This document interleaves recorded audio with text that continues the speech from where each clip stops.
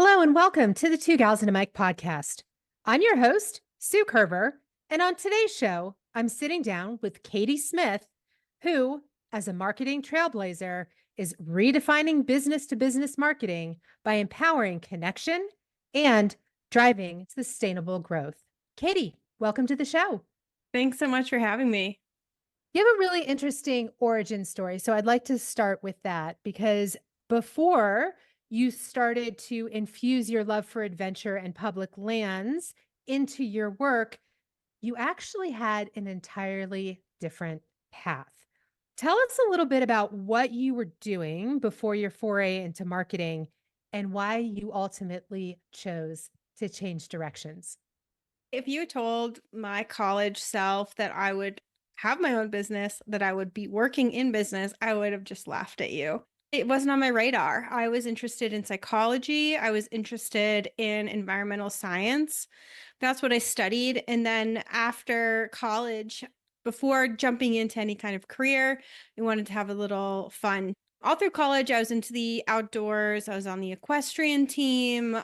I was an outdoor guide, so I took courses on how to guide people in the wilderness, rock climbing trips, ski trips. So I kind of leveraged that and I worked at rock climbing shops. I was very into climbing. And then from there, was able to start guiding. I never really guided rock climbing professionally, but cross country skiing, backcountry skiing, taking people out, showing them the places that I loved, doing the sports that I loved. And that was really what I was focused on. I thought maybe eventually I'd get into some kind of like public lands type of thing, but I kind of stumbled into this where every business that I worked for, they always needed some kind of getting the word out. And I would come up with ideas and I would share them with management. And sometimes they would listen and sometimes they wouldn't. But it wasn't until 2008 and I lost my job at an adventure travel company. I was just helping with bookings. And my friend had a PR company, boutique PR company in the outdoor industry, and she needed some help for the summer. So she hired me and I loved it. I loved it so much. I loved the connection piece. There were our companies, our brands with great product who really needed to get that out there to the world. And then we had our journalists who needed to write about something. And I loved forging those connections and having those conversations. I was living in New Hampshire at the time. And so I couldn't get a job as, a fledgling PR or marketing person. No one was hiring mentees. So I was like, well, I can go back to guiding. I had some friends who were going out to Big Sky, Montana. And I was like, there's a cross country ski ranch up there. I bet I can get a job for the winter and then I'll get serious again at life. So I moved here that winter of 2008, 2009. I've been here ever since working guiding and then also trying to figure out my way into marketing and PR. I thought it was PR. I got my master's in PR. I had a PR company for a little while. Turns out that I don't love PR, but I love marketing. It's that connection piece. It's taking two groups with needs and matching them together. And that's how I view marketing. How can we help people, help our customers find what they need to solve their problems or to reach their goal or to have fun? And how can we help these businesses thrive and grow? I want to dive deeper for just a minute into the difference between public relations and marketing. Because in my world, I'm a public relations practitioner. And so I am on the PR spectrum. And often these two get lumped together as one and the same, but really they're very nuanced. So, how would you differentiate the two?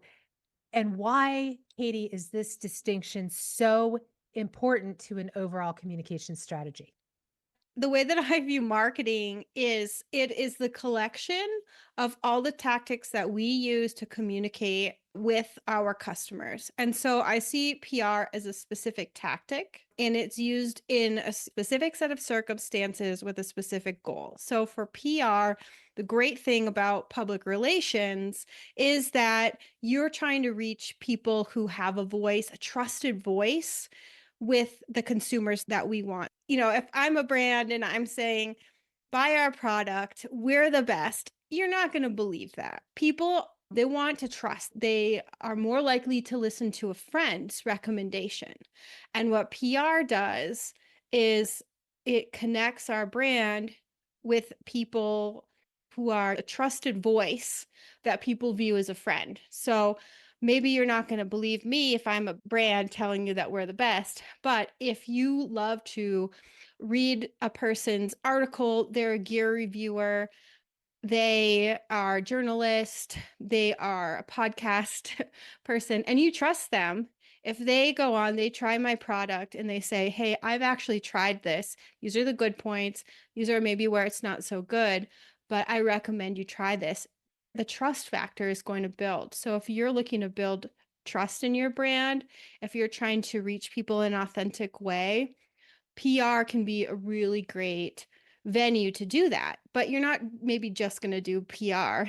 You're going to be doing some digital advertising, perhaps, social media, perhaps, maybe venture into traditional marketing. It's just a piece of that puzzle of communication.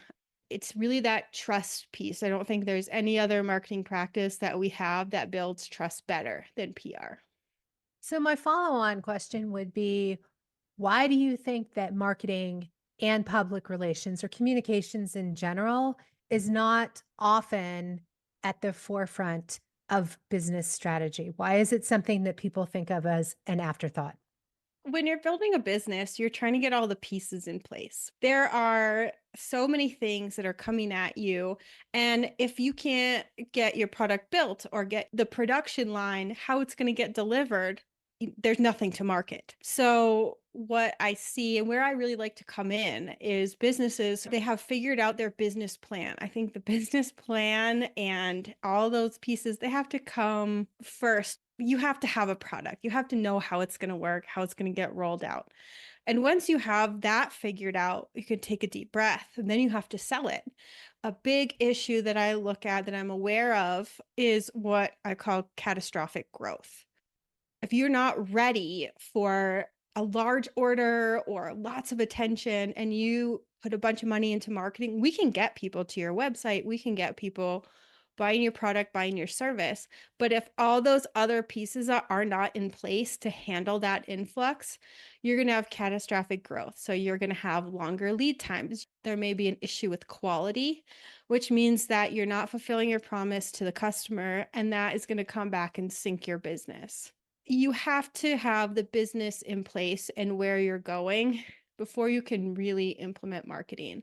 So I think that's maybe why it becomes an afterthought, because there's always something that you have to think about. You have to be able to kind of lift your head up a little bit as you're building the business and look around and say, like, are we ready to grow? And if the answer is yes, then it's time to start ramping up your marketing. A general rule of thumb is you'll start to see the impacts of your advertising marketing 3 to 6 months. So if you can look up and say, we're ready to grow, and you get in on it now, you're going to be ready. Everything's going to come together. So I think that's where people get tripped up. The other issue that I have seen is people thinking about marketing as just a bottom line expense and not as an investment. If you are a manufacturer and you buy a new machine, you're not just thinking about that as a bottom line expense. You're thinking about what it will be the return on that investment. When you don't connect marketing to the return on the investment, which can be tricky, that is one of the hardest things that we work with, is how do you attribute marketing dollars to sales? So I think it's really important that you identify what's your target data to see if your marketing is working, and then you can work on some attribution to the sale and the growth and things like that. Well, speaking of building a business and growing a business, you have done this. You founded Wild Path Consulting, which blends your love of the outdoors with your passion to help businesses bring their visions to life. Katie, why did you choose the path of entrepreneurship instead of working for an already established company? I think it might have chosen me. I have a hard time working for just one business, and I didn't understand this for a long time. I would go into a company and I would get really excited and we would do so much. And then when I had to keep doing the same thing, I would start to get bored and I'd be ready looking for something else. A few years ago, I was diagnosed with ADHD, which made so much sense, looking back and looking through that lens. It was very freeing. It gave me the ability to give myself a lot of grace, and it gave me permission to pursue things that really light me up and work with me. And so for me, entrepreneurship gives me the mental stimulation that I need to be excited, to show up, and it allows me to grow. I really, really like that aspect of it. Working with 2 or 3 companies at a time, working on different projects, it really just helps fulfill me. I think the other thing that is great, especially being a consultant, when people hired me, they hired me for my knowledge and my experience. But if I was an employee, they didn't really listen to me. And now that I'm a consultant, they pay me a lot more and they actually listen to me. So that sense of validation from your clients. So you're a fractional chief marketing officer, and I've been hearing this term fractional more and more. As a matter of fact, I recently spoke with a fractional chief financial officer who talked all things money. Can you explain the fractional concept and how this can be value added, especially for small businesses? So it is becoming more and more popular, and I think for good reason. So fractional means that it's part time. It's just you can come on for a specific project or a specific amount of time to get you through a specific piece of your business's life. You're not responsible. You don't have to direct the resources for a full time strategist. Small businesses often don't have the resources, the capital to do that, and they don't have enough work to keep that person busy.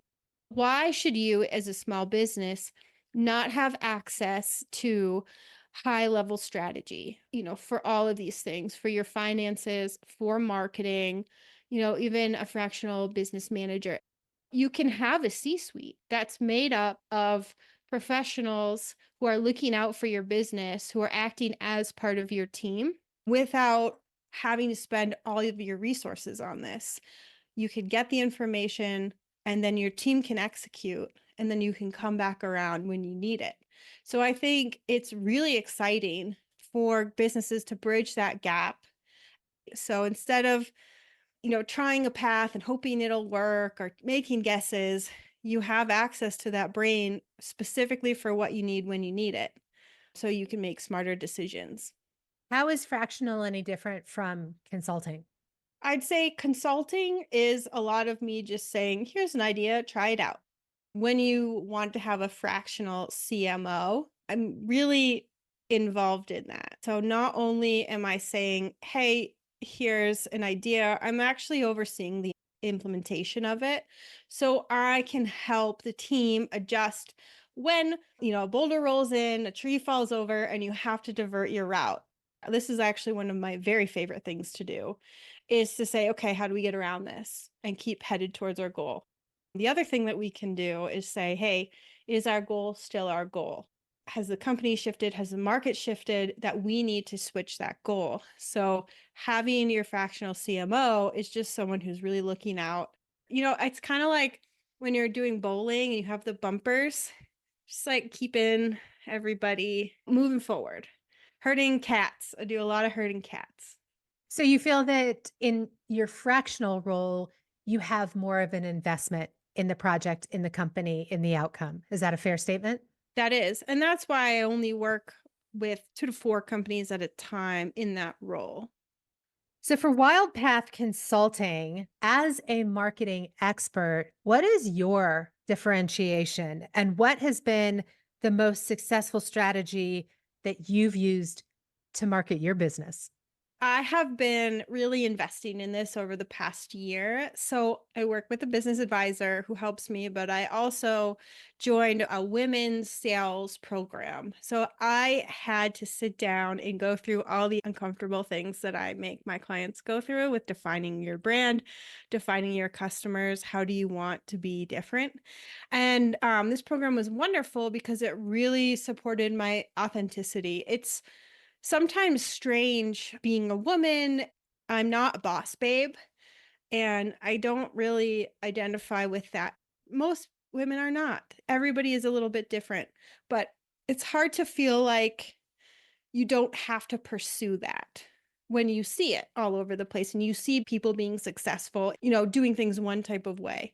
So it was really helpful to have this program that ran me through how do I find my authentic voice? How do I figure out what I want to be? I also have years of experience of what feels right and what doesn't feel right. This time around, I am heavily leaning on how I like to be in the outdoors because I want to signal people who value that, who have similar values to me.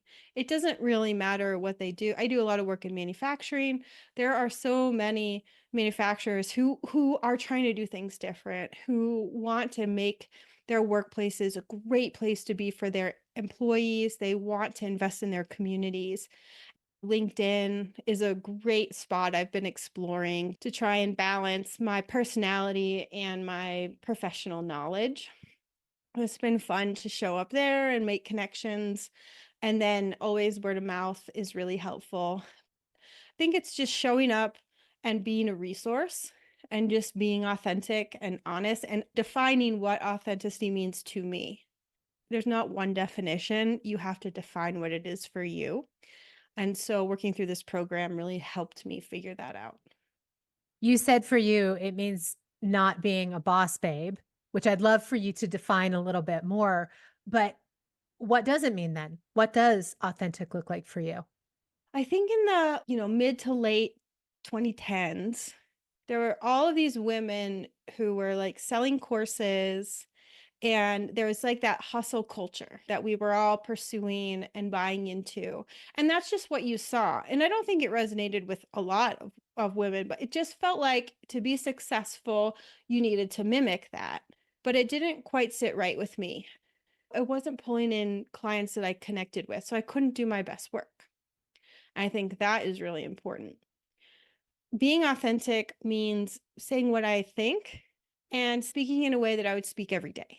I'm from the East Coast. I'm very direct. And I have an excitement level, but it's not high. I have a direct, strong presence. And that's something that I'm learning to embrace and not dial down anymore. When I talk about these things, I have a big, bold presence. And I really want to lean into that. I have all these notes around me that help ground me in that. I have a note here that says, "This is my dream. I'm working for me." Flipping that around, I want to work with people who like someone who's direct. I want to work with someone who is ready to break things and try something new if what we're doing hasn't been working. I want someone who's flexible. The other thing that I've been thinking about LinkedIn is how do you signal your client? And it doesn't just have to be like, I'm going to get these results.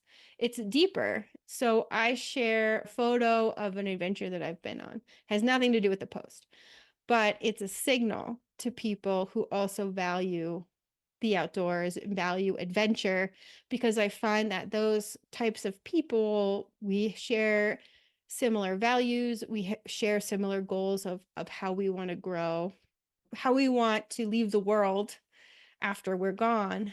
So those are indirect ways that I can just connect with people who appreciate my authentic self.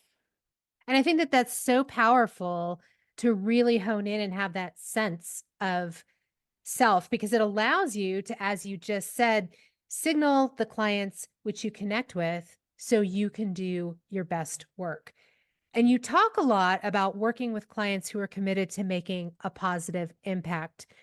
Do you do any work within the scope of traditional corporate social responsibility, or does positive impact mean something completely different in your world? What we find and what we understand about this world is it's easy to feel the pressure to be fake, to like paint a beautiful picture of the work that you're doing when you're not actually doing that work. And the reality is that a lot of our industries, a lot of our organizations are not set up to take care of people, planet, profit. that's not what the top of the industry is actually doing, and that trickles down. How can you help people try imperfectly? That's really what I look at. First of all, these kinds of initiatives don't start in the marketing department.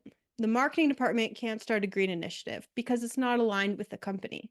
And so, if it's not part of a company goal, the company can take a different avenue, and then all of a sudden your messaging is opposed to the actions, and that's where you get in trouble and you can lose trust. I help companies see the work that they're already doing. If needed, I can help them see where they could go, what fits into their goals. And then we tell the truth, which means that we talk about our imperfect actions. There's no way that you can be 100% green and still be a profitable company. So we talk about the vision, we talk about the actions, and we talk about why it's imperfect. I've found that if you tell the truth, you tell that truth, here's what we're trying. Here's what we can't do yet, but we'd like to do. People will trust you. The other thing that I have seen is that sustainability, that community focused passion, it's not one of the indicators that will make people originally choose you.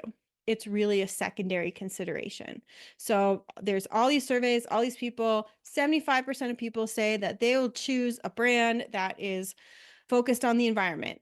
But that's not actually people's actions. The number one thing that people are looking for is, will this work for me? Will this solve my problem?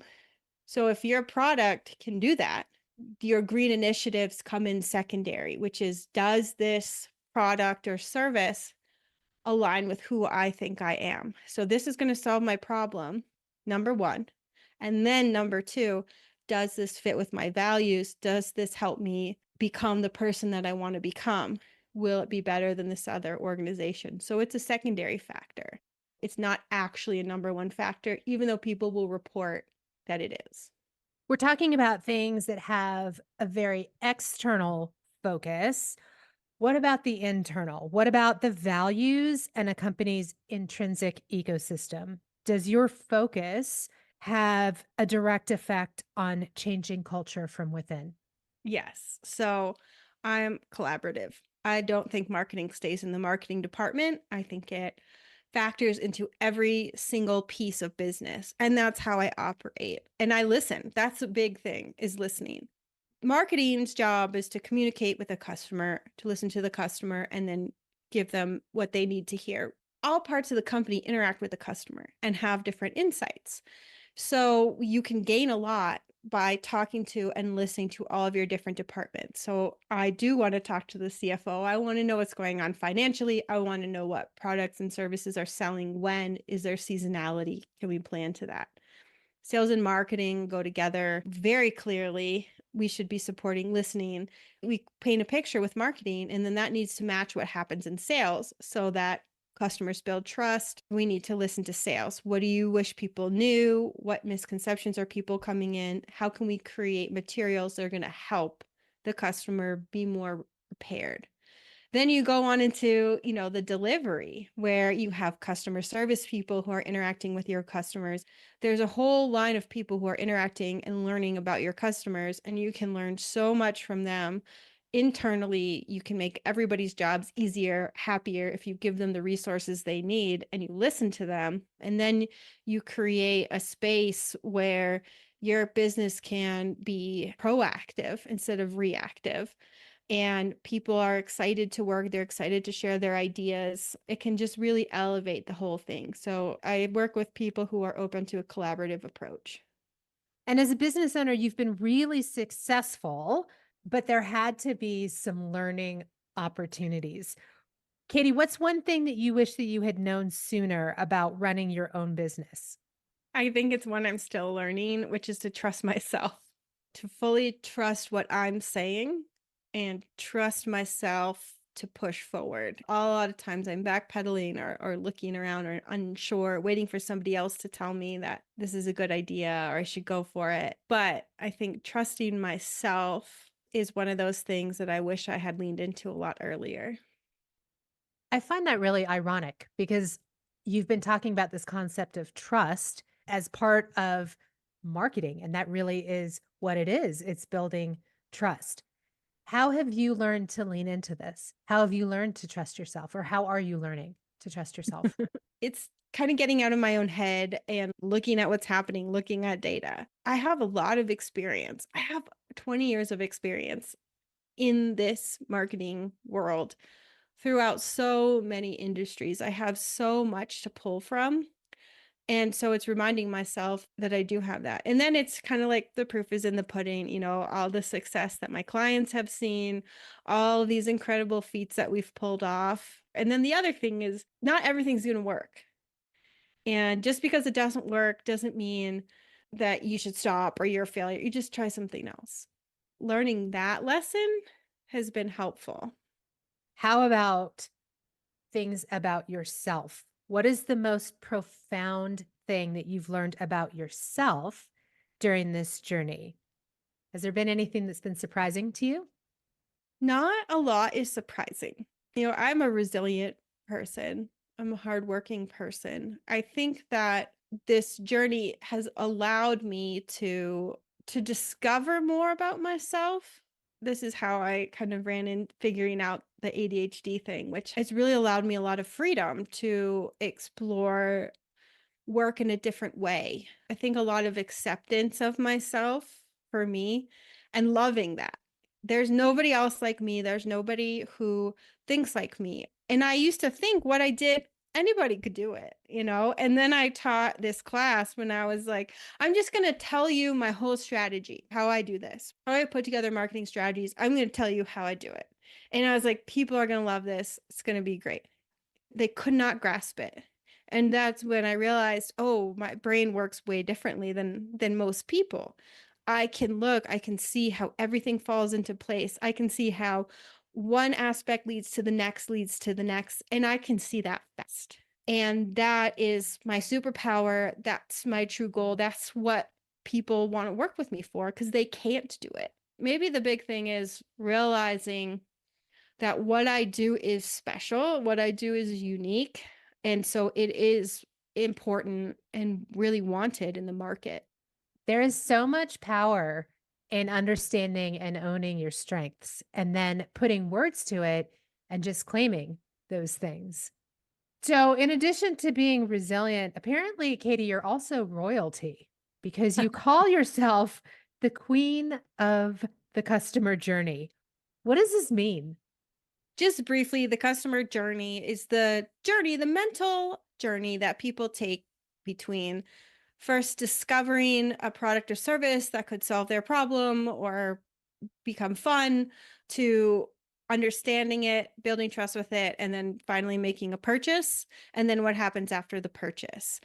Unless you need a plumber immediately, you're going to be thinking about your purchases. You're going to be weighing, do I want this? Do I not? We all go through this every day, multiple times a day.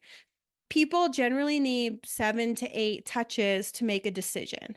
And so the customer journey is how you organize what those touches look like. You can kind of map out where do you think they should show up in a person's journey. And then as a business owner, that's really how you can make your marketing lean, prioritize what needs to happen next, and make sure that you kind of never leave your customer hanging when they're in that decision making journey. There's always something for them to bump into. So there's the awareness phase when they first discover you. There's the consideration phase where they're learning about you, they're building trust. There's the decision phase where now they're like, yes, this is going to solve my problem, but should I get A or should I get B or nothing? And then after is delight, which is where like they've purchased your product and now you're going to deliver it in a way that makes them feel happy, and how do you keep them as a customer? And we wish that people would go through that linearly. It would make our jobs easier, but they don't. They bounce around like a pinball machine.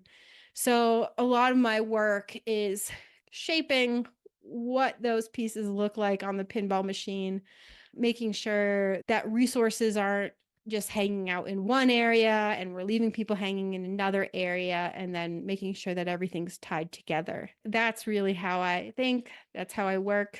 I make custom journeys for people so that we erase the marketing lingo and we use the lingo that the company uses so you can use it kind of throughout the whole company. Everybody's involved in it. And it's one of my most favorite things to do.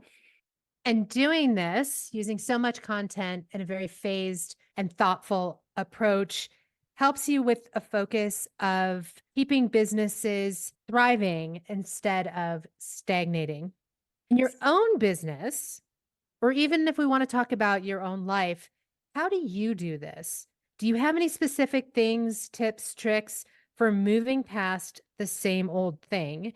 And then the other part of my question on that, when you move past the same old thing, there's often a lot of fear. There's fear with change and fear with doing things differently. So, how do you navigate the fear that often can be associated with change? Personally, moving through seasons, every season kind of like looking, checking in, what's felt good, what are you craving is really helpful. With a business, you just look at the customer and you look at your market. What is the customer saying? What are the new trends that they're going towards? What's happening in your market? And then you can adjust. But the fear, personal and business, is there. People are scared. It's scary to make that change, especially in business when you have not only like money, but also your employees are on the line. There's a lot of pressure there. Backing things up with data is incredibly helpful. And also, I like to think about marketing, it's like part science, part art.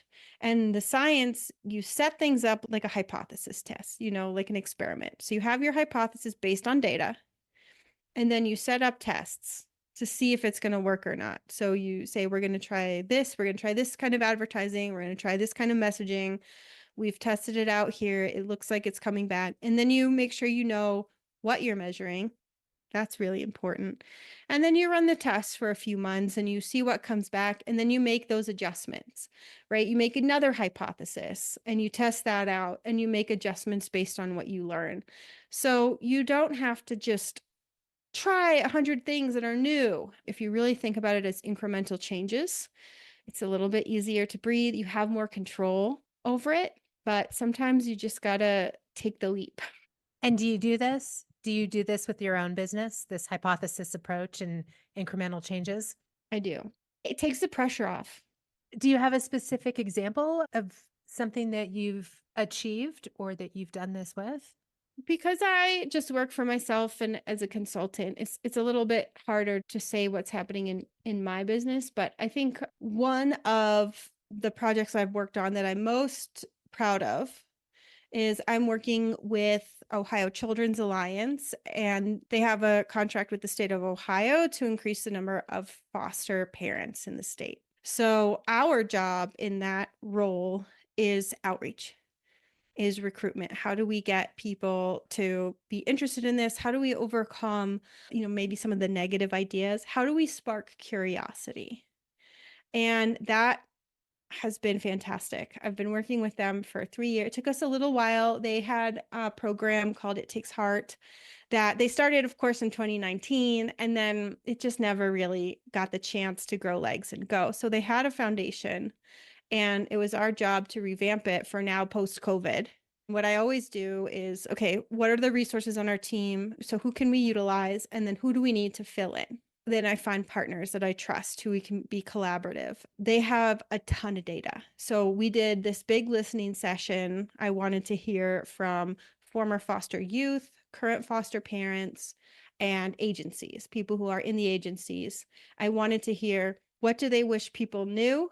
What is it really like? What do they hate in the messaging that really gets it wrong? So we did this whole listening session. We really narrowed down the messaging, and then we ran that past those people. So it wasn't me saying, be part of their story. This is what's going to work. We really ran it past people who were in that space and had an understanding. And then we took that and we worked with our advertising partner to create some digital ads because we think this is the best way to do it. We think this is the messaging that's going to work based on what we've talked about, but we really had to put it out there to see how people responded. We started by testing it in smaller markets, in different markets. Ohio is like Montana.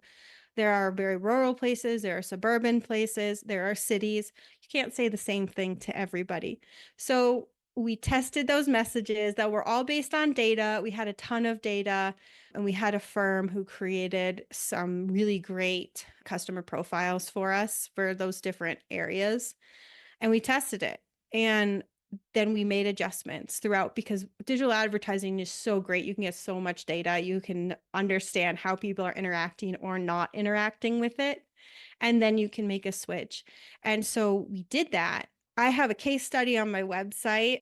We increased the form fills, we increased the engagement, we increased the understanding of this program by more than I could have even dreamed. And now we're working on the second part of it. And how do we keep that going? By making sure that we had a good hypothesis with good data, we could test it and adjust, test it and adjust, test it and adjust, and really make a big difference.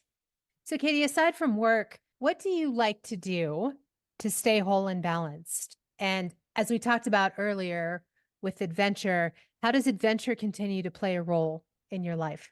Well, it might be no surprise, but it's getting outdoors. Actually, I count going hiking during the day as part of my work because I use that to like mull over things, come up with ideas, come up with solutions. So I might be working on the trail. I do a ton of backpacking. Disconnecting is really important. My favorite thing is Nordic skiing, but backcountry Nordic skiing, getting out and playing in snow is the best thing for me. It just really helps rejuvenate. And then also animals. So I foster dogs, try to get on a horse here and there when I can. Just having those connections, it's really healing and make sure that my soul continues to replenish. So, what's next for you? Do you have any audacious goals or bucket list things that you're driving towards? Well, we signed up to ski the Berkey, which is a 50-kilometer ski race in Wisconsin this winter. We've done it once before, but I'm really excited. It's really fun. It's not even like a race at all. It's just like this great big party, and the trails are so beautiful. So I will definitely be out on the trails getting ready for that. Well, thank you, Katie, for sharing your wisdom and the impact that having a fractional CMO can have to a small business. Sometimes pioneering change simply starts with an idea, and you are a master of moving ideas to inception. Listeners, if you are interested in learning more about Katie or her work, I have included a link to her website in the show notes, so you can go there to check that out. And thank you, listeners, as always, for tuning in. With only a few more episodes left in this season, it's not too late to subscribe, leave a review, and share the podcast with your friends. Then join me again next week for another episode of Two Gals and a Mic. I'll see you then.